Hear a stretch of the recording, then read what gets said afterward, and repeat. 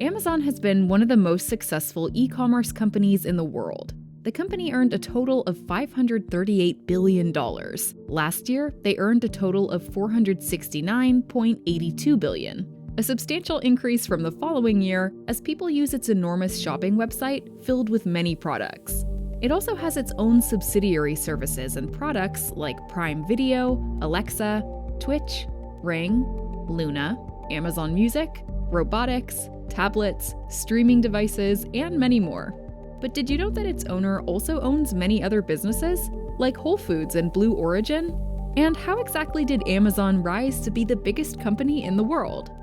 Well, it all started with one man and a single vision.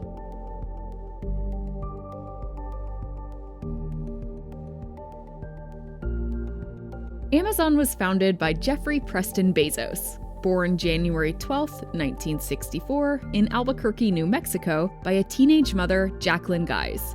His biological father, Ted Jorgensen, was married for 2 years before Guise left with her infant child to marry Miguel Bezos, a Cuban immigrant who adopted Bezos when he was only 4 years old.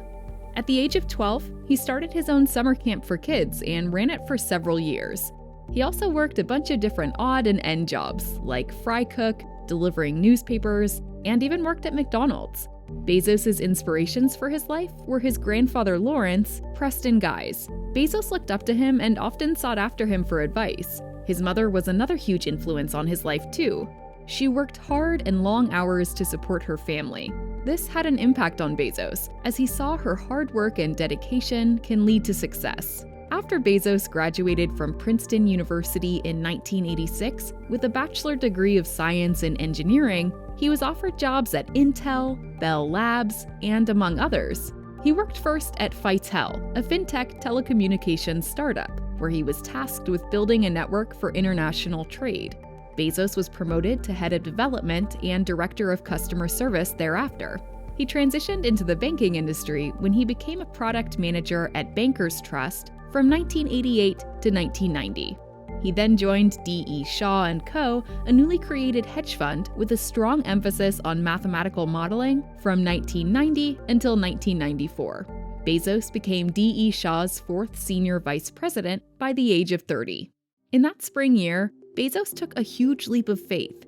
He and his wife Mackenzie Scott left their jobs at D.E. Shaw, moved out to Bellevue, Washington State, rented out a garage with a handful of employees, and founded Amazon on July 5, 1994. Bezos' wife played an integral role in its operation, like writing checks, keeping track of items in stock for its website, negotiating freight contracts, and more. Jeff was at the helm of the company, making the important decisions to grow the company and to drive the company forward. Bezos originally named his company Cadabra, but later changed it to Amazon. The inspiration of its name was after the Amazon River in South America. He named it in part because the name begins with the letter A, which at the time, website listings were alphabetized. So a name starting with A would appear sooner when online users conducted searches in the search engine. He also named it because the Amazon River is one of the largest rivers in South America, fitting for what he hoped would become the world's biggest online bookstore in the world. But Bezos had to deal with major competition from the larger book retailers like Borders and Barnes & Noble. But Jeff believed the internet would overtake the competition and maintain the growth necessary for the company, and in part, he was right. By 1998, he had expanded the company's sold products from books into sales of music, videos, and other consumer goods. By the end of the year, Bezos raised $54 million during the company's equity offering to finance the acquisition of smaller competitors to stomp an end to the competition. In the year 2000, Bezos took the company and went public with an initial public offering of about $18 per share. Compared to now, a share is worth about $86.77, which means if you invested in the company about $10,000, you would get an $11.5 million in today's money. In 2002, Bezos led Amazon to launch Amazon Web Services, which compiled data from weather channels and website traffic. In that same year, Amazon's rapid spending caused financial distress when the revenue started to stagnate and almost caused the company to go bankrupt. In a ditch move, he closed distribution centers and laid off 14% of the workforce, hoping this would make a comeback for the company. By 2003, they rebounded from financial instability, turned a profit, and kept the company from going into bankruptcy.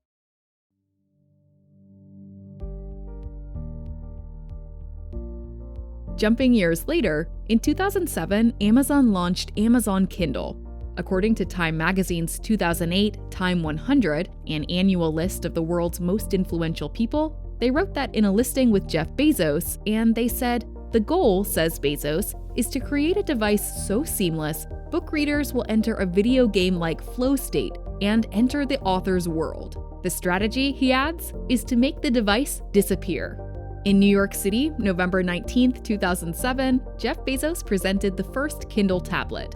With already a staggering 90,000 book titles already available, it quickly sold out within its first 6 hours of release. But when the first generation device was released, it looked very unappealing with its large keyboard and a small screen with a bulky design. Plus, once the reviewers got a hold of the device, it was met with mixed reviews and had a staggering price of $399. But the Kindle services and tablet made the ebook revolution grow as sales increased and dominated the ebook industry, beating out the rival competition like Barnes & Noble with their tablet The Nook and Kobo's Rakuten. Today, Kindle has improved and added many titles since its release, and the Kindle tablet has gone through many changes and improvements and is more affordable than its initial release.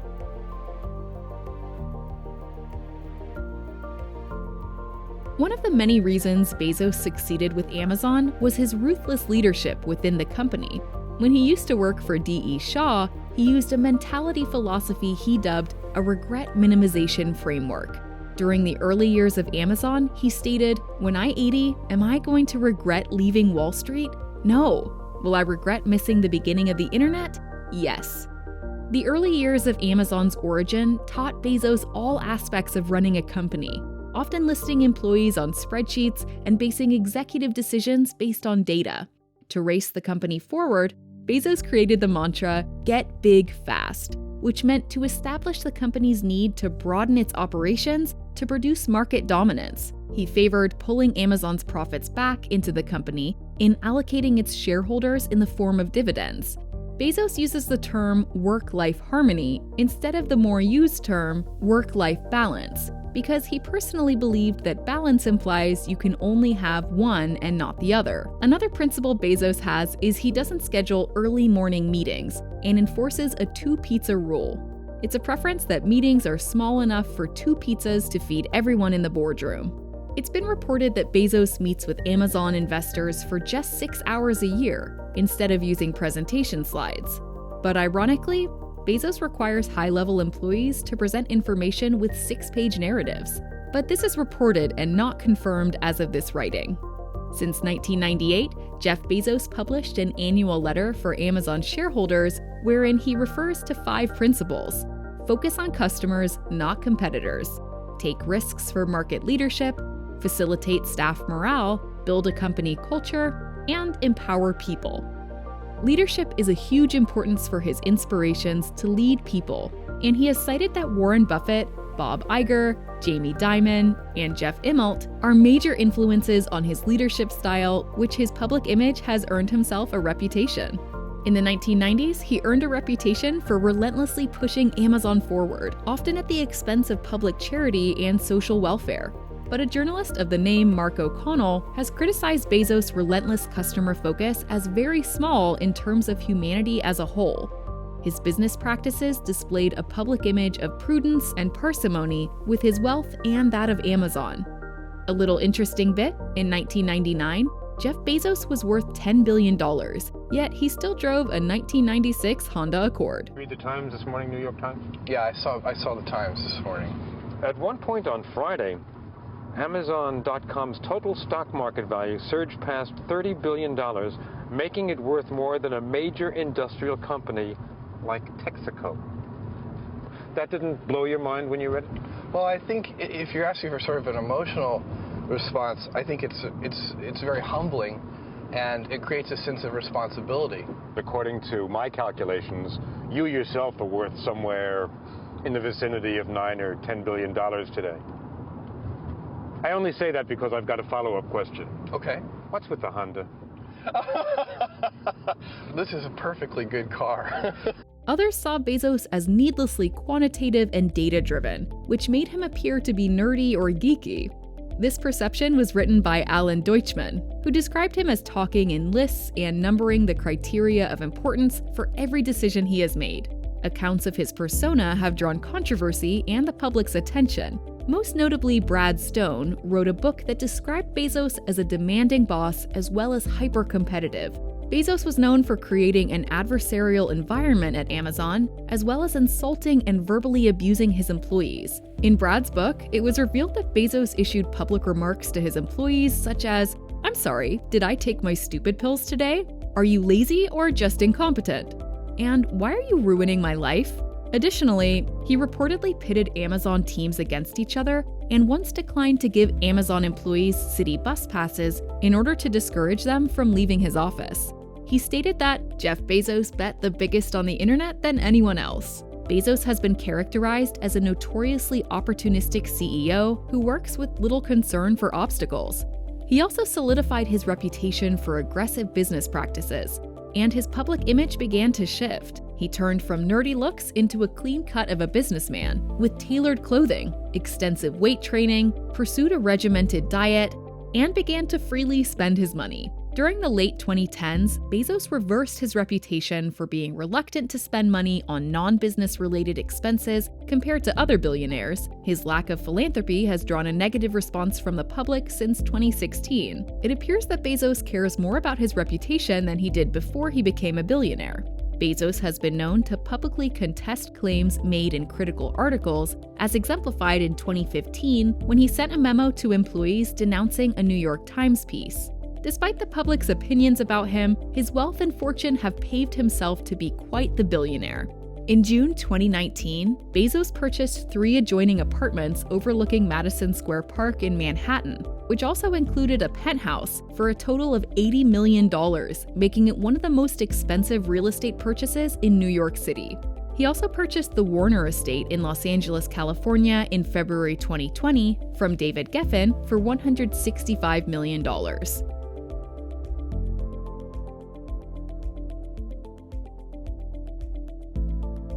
During the early years of Amazon, he raised the company's IPOs to $54 million in 1997, making him a millionaire.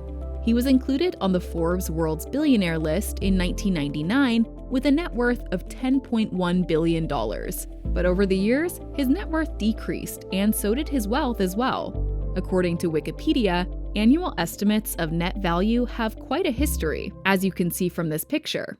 But right after the recession some years later, a rumor was spreading that Amazon was working on a smartphone. Bezos' net worth sharply increased to $30.5 billion in 2014. By July 2017, he briefly unseated Microsoft co-founder Bill Gates as the wealthiest person in the world. That title was reclaimed by Gates by November 15, 2019. Unsettlingly, his wealth was reduced in 2019 by his wife Mackenzie Scott, who filed divorce jointly from Bezos after 25 years. According to Forbes, had the Washington state common law applied to their divorce without a prenuptial agreement, Bezos' wealth could have been equitably divided with his ex-wife. She eventually received 25% of Bezos' Amazon shares, valued at $36 billion.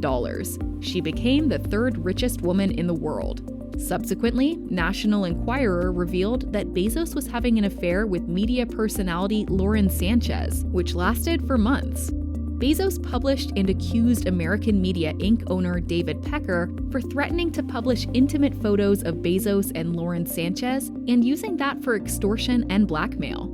Various media reports have accused Sanchez's brother Michael of being the one that took the photos and gave them to National Enquirer. However, Bezos believed that it may have been the Saudi Arabian government. Despite Amazon being the 2nd largest employer in America, the global giant has over 1 million workers and is currently rapidly expanding. The warehouses have come under scrutiny, with reports on work conditions, rising injury rates, worker surveillance, and efforts to block unionization. Amazon has asserted that unions would impede the company's innovation to grow. The company instead resolves issues with employees directly. employees take to unionizing in the likes of Staten Island and Minnesota to bargain for better work conditions in particular, such as need for more breaks. But workers have also leaked Amazon manager training videos about discouraging labor organizations. In response to changes following Amazon's 2017 acquisition of grocery Whole Foods, workers began to organize as Whole Worker. They began to organize 2,500 workers from Amazon's Staten Island warehouse in December 2018, but this did not result in a union vote. When other businesses shut down during COVID-19 pandemic, safety measures, the welfare and salary of workers, including Amazon's labor, received renewed attention. Amazon workers, amid increased demand, advocated for pay increases and safety measures through work stoppage, including walkouts and not appearing for work. Amazon increased pay for warehouse, transportation, delivery, and store workers, and increased paid time off. Some workers described these concessions as a minimum for convincing employees to risk working during the pandemic. Amazon responded to worker activism by increasing anti-union propaganda, firing organizers, hiring Pinkertons, and surveilling its workers.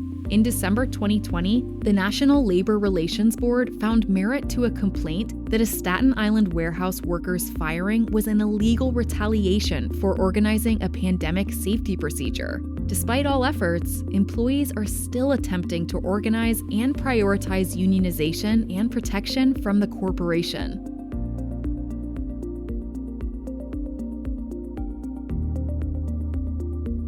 With Amazon's humble e-bookstore beginnings, the internet boom certainly contributed to their success. It only seems to be that from now on, they'll grow more and more, dominating the e-commerce marketplace. But one thing for sure is they have an organized system, professional attitude, and amazingly fast delivery service that is unbeatable and hard to compete with compared to its competitors, which will keep the company standing for many years to come.